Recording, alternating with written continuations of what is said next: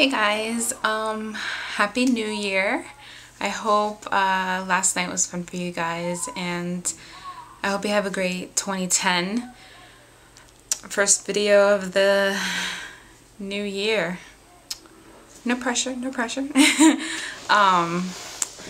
But in case you didn't realize, actually today, 48 years ago, the Beatles had that famous audition with Decca Records. They played like 15 songs in about an hour, and then Decca rejected them. I know hindsight is 2020, but can you imagine rejecting the Beatles a record contract? Ugh. But so in my book that I got for Christmas, it says that on December 31st, 1961, the band traveled down to London for an audition at Decca the next day.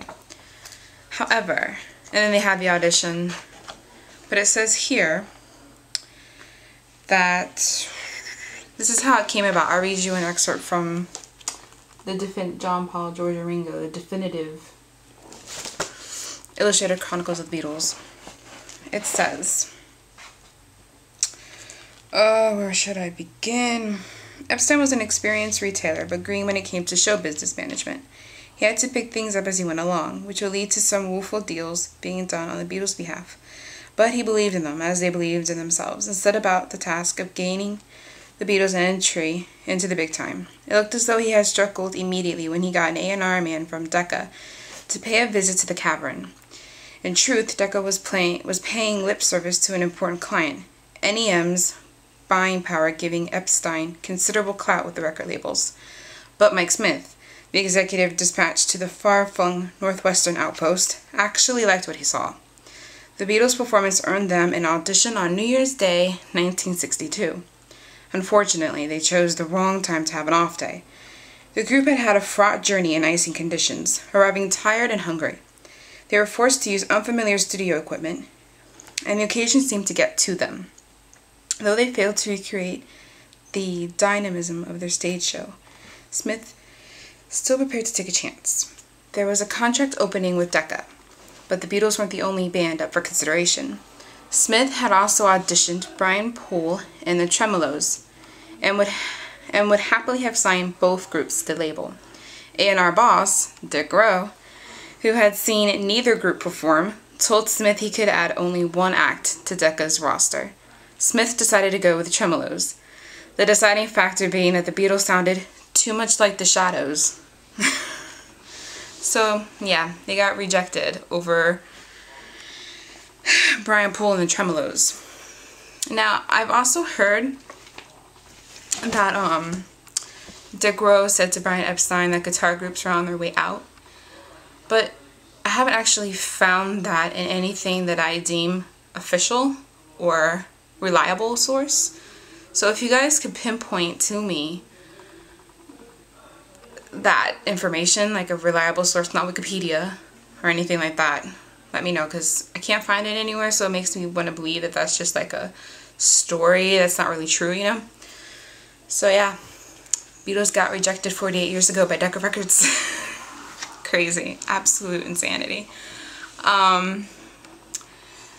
One more thing, you've probably already heard it, but George does have a New Year's song called Ding Dong Ding Dong, and he made a video for it, which I love personally, but you know, he's my favorite. So I'll link you to that. It's really good. You know, ring out the old, ring in the new, ring out the false, ring in the truth.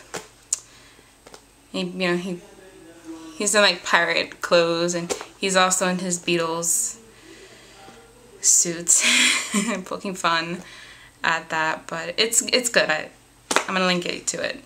And since I didn't do a Beatles reference of the week, I have one for this week, and it's to go with the theme of new beginnings. You know, New Year's Day, new beginnings.